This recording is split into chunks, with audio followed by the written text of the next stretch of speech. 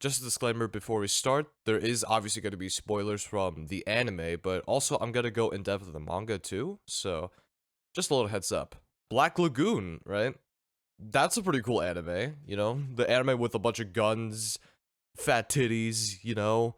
And a lot of Revy just saying fuck.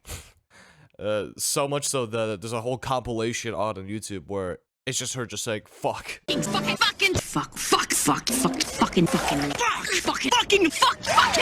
I can link it down in the description. Pretty nice. But yeah, it's like a really nice, fun anime to watch. You know, very wholesome anime. And but like there's also like a decent amount of life lessons we can learn from it.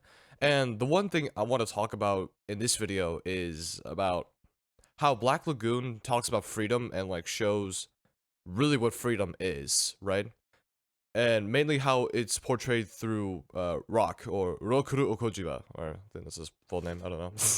A lot of I've seen the anime, but yeah, so with Rock, right? You know, he started out as a businessman, right?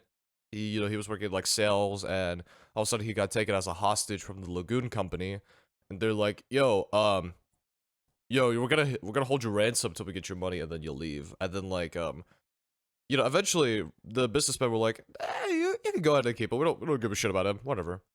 And then, you know, Rock's like, all right, fuck you then. This is bullshit. But then he also sees like the freedom aspect, you know, like the sort of like criminal freedom way, you know, of the Lagoon Company, like how they're living free off in the sea, doing their trade deals, whatever, all the fun stuff, right?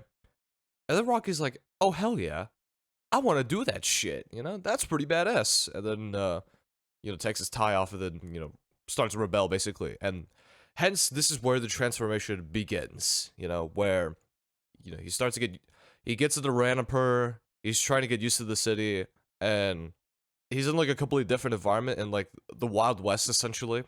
But he's trying to get used to that environment still. And, you know, we see it along this sort of period where Rock is sort of just, like, you know, he still has, like, that bit of himself where it's like, I have to, you know, meet in societal norms. You know, he keeps on wearing, like, that, like, button-up shirt and the pants and whatnot. He looks very formal compared to everyone else in Ranapur, right? And you don't really see him going into, like, a violent rage, or, like, you don't see him going into, like, killing anyone or doing anything like that. Until, like, later in the series, where they start going back to Japan, which then things take a huge turn for Rock and his like character development, because so he goes over to Japan, right? You know, back to his home country, whatnot, and you know, he starts seeing a lot of shit happen. He starts seeing the underworld of Japan, but he also sees the I forgot the Yakuza leader, like her name, but well, he sees her basically, right?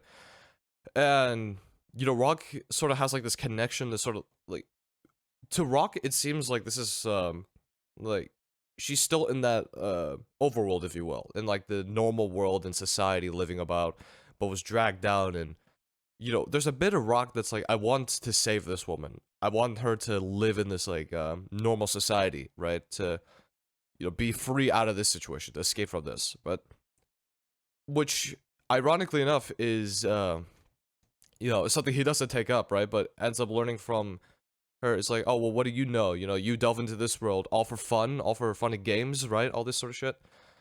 And I mean, it makes sense because, you know, Rock willingly chose to be in the path that he was in. The Yakuza leader, she didn't really, like, it wasn't her choice. It was more of like a duty for her. Like, oh, I need to do this to, you know, keep up the Washimine family, right? And that sort of jazz. And so, you know, it's like a sense of duty for her. I think they bring up like the philosophical points of what you call it, about like freedom and stuff. Where if only I remembered, but essentially though, this is where like we start to see the more like Rock treating this whole like freedom thing, or like his freedom of being this like outlaw delinquent, or outlaw rather, I should say. He starts treating it as more of like a game of a sorts, and just kind of like jokes about it. It's like, oh well, whatever, you know, it's just whatever, right? You know, I'm free. I'm now like living this eccentric lifestyle. I've never felt better than ever in my life, right? Did Garcia head out with the major? Yeah, he did. Great. That's just perfect. We're gonna hit the jackpot on this one. He lost this gamble, Benny. Mr. Chang is gonna lose this time. And then we start to see this a lot more. This starts to like accentuate a lot more in the Roberta arc, right? Where Roberta just goes batshit insane.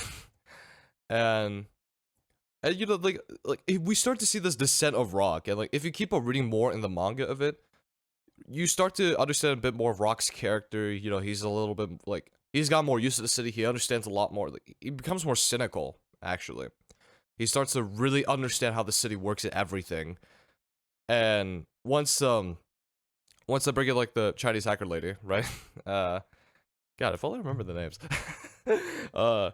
You know, then they start to have like this conversation, and like there's this one chapter 91, right? And you know, they basically like those two have a conversation about freedom and something, because was it the Chinese lady is essentially somewhat like Rock in a sense. They're both similar in that they sort of chose this pathway of freedom, and they were ditched by their authority figures, and they're now outlaws, right? And so they bring up the fact about freedom not being as good as it seems, really, and how you need to sacrifice some freedom for a bit of safety. And basically, what the manga panels go up like, I'll show the panels on screen right now. It will pop up somewhere around here, right? But basically, though, you know, she goes on this whole like argument is like you need to like stop trying to pretend to be like this outlaw. You need to stop like living this lifestyle and just go back to your normal lifestyle, because you'll be much safer that way. You'll be in a much more comfortable position then, because otherwise you can have total freedom, but that applies to many other different things, and it makes sense, right? Like in our society, we have freedom. We have like some rights to do certain things. You know, like we can go out whenever we want, if depending on age, or like, you know, we can do certain activities that are within legal boundaries, or like that sort of stuff, right? But we are bounded by the law, and we're bounded by rules of society, right? And because of that, a lot of us are safe, we're comfortable, we don't have to worry about our lives being taken away, like nothing like that, you know? We're living. But strip away all the laws, go into anarchy basically, and no laws, nothing, no regulations. Then yeah, now you have complete freedom. Now you can kill whoever you want. You can rape whoever you want. You can do hardcore drugs, and just, you know, you could steal, you could do many different things. But so can everyone else. And who says that they're not going to do it to you? Because at that point, right, then it comes back to primal instinct. And you see this a lot in Black Lagoon, where a lot of the gangsters and mobsters, you know, they go in like this animalistic state, especially when it comes to trying to hunt down somebody or kill someone, right? Since it's like the Wild West, it's, you know, it's survival instinct that kicks in. There's like no sort of, well, there's a little bit of rules that are bounded, but that's really shaky, right? But if they didn't have any of that, you know, they would be in a state where it would just be a battle royale, basically. It's a free-for-all, like, kill zone, where anybody could just die whenever they want, or like steal, or do whatever the fuck they want, right? And and even then, like, even with those like shaky rules in place, or like the not so limited amount of rules, Annapur is still a fucked place. All right, like there's a lot of shit. The police are fucked. Like they don't even like abide by, you know, the rules that were supposed to be in the city in the first place, like the official law.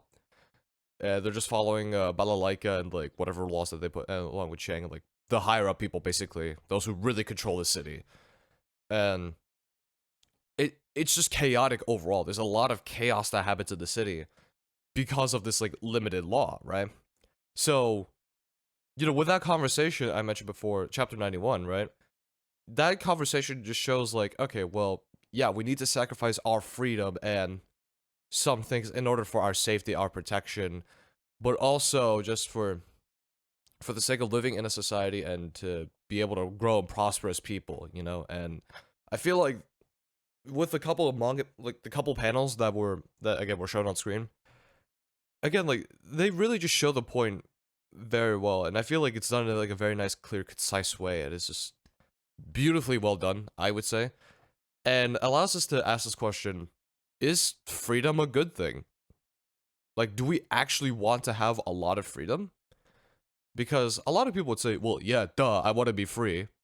And I mean, yeah, that makes sense. You know, you want to have free will and you want to have free choice. But if you were completely free, you know, and like this can apply to like, let's say you're in high school right now, and probably like if you're watching this, you might be in high school as well. You know, once you leave high school, you're technically a free adult, right?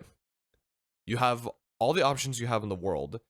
You have a lot of choice, but at the same time, that sounds like a good thing at first, but at the same time, you have to understand that's a lot to bear onto you, just like that, like all at once, instantly, and it's chaotic. It's just like there's so much thinking you have to do. You don't really understand what's going on. You don't have a lot of support at that point, but you're free.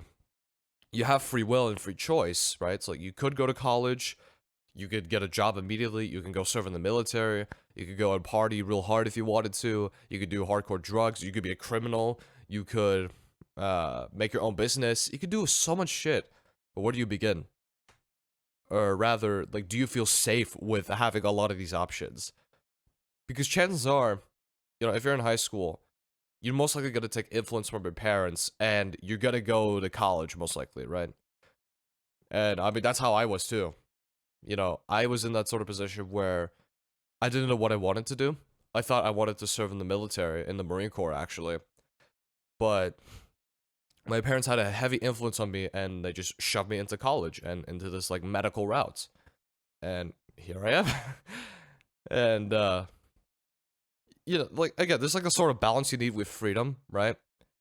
And I know this is going off, like, a huge side tangent from, so, like, Black Lagoon and freedom thing, but there's, like, you still need that balance of freedom where it's, like, you still have you're still you, and you have control over your lifestyle, but you don't have so much freedom that it's, like, overwhelming or it's dangerous for you, you know?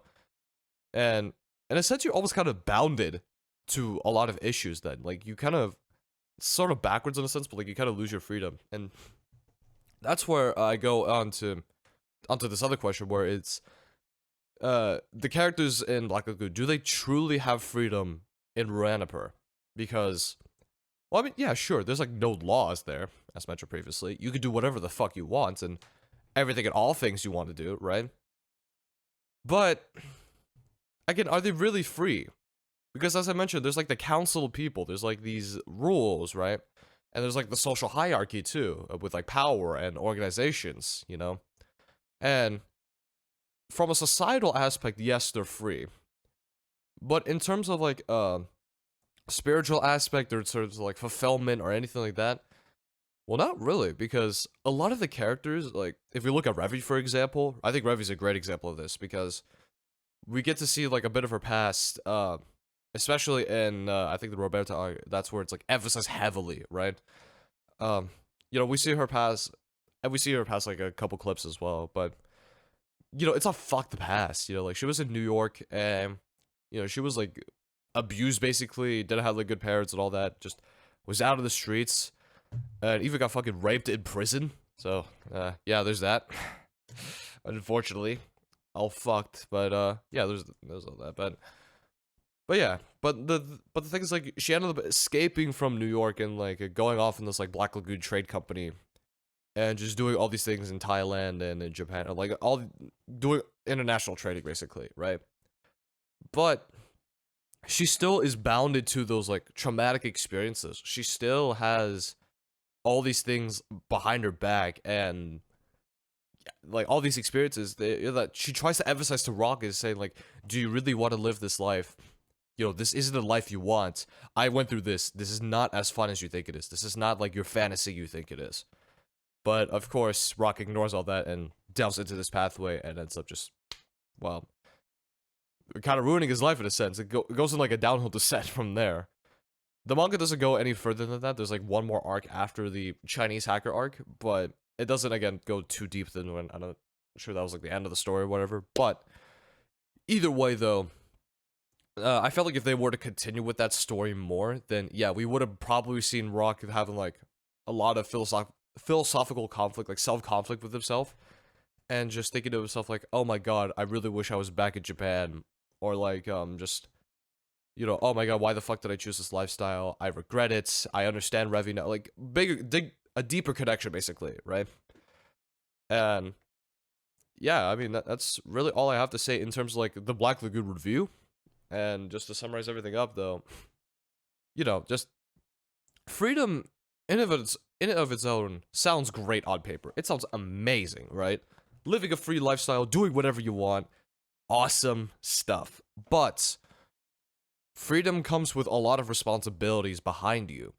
And the real question at that point is, are you ready to bear those responsibilities? Like, are you ready to handle them and to manage them properly and in a healthy manner and like all these different things? Are you ready to deal with that? Because if the answer is no, then you might be better off sticking to like a traditional route for now. But at some point throughout that traditional route, you're gonna have to learn to sort of break out and get that balance of freedom where you still have your identity and you still have you yourself fulfilled, but you're safe and you have the comfort of society to back you up and like other aspects like the government or like other things like your parents, your friends, all those like different types of people, you know? And I feel like Black Lagoon does a really good job at like setting that message across. That's really just my interpretation of it. But if you feel like you got a better interpretation of it, leave it down in the comments. And that's the end of this video. But before I just cut everything off, I want to say this real quick. The upload time, like the amount of times I've uploaded from previous videos, before I did like a daily upload, I would just like turn on my camera and just go whatever, right? But looking at like some of the videos of like the semester coming up soon, I don't think I'm gonna be able to actually what is it? Like do daily uploads, but instead of stick to like more of a weekly schedule, you know, where it's like every week, guys. I want to improve the quality of my videos. I want to actually edit my videos out decently well so I can show clips and add some sound effects and whatnot. But that's gonna like, because before all I did was I just cut the beginning and then done. That's it. But I want this to be more like nicer, and I want this to be easier for you guys to understand through visuals and keep you guys engaged and all that sort of stuff. Instead of just like seeing me for like 20 minutes straight or some shit, you know, just kind of like moving my head like, woo, look at my little effects, woo. but yeah, just so yeah, expect maybe like a weekly schedule. Although if I do get to a daily upload schedule, awesome, very good stuff, I guess. But we'll see what happens because I am going to prioritize school a good bit. But yeah, we'll just see what happens. Again, just like you know, leave some comments down below if you got any thoughts about that. And yeah, no, if you like this content, yo, please subscribe, man. I mean, I need the subscribers, man. You know, I need to like blow my channel and like be big and shit. I get it, but yeah, if you do want to support the channel, just hit the subscribe button. Would appreciate that. And yeah, y'all have a good day. Gotta do my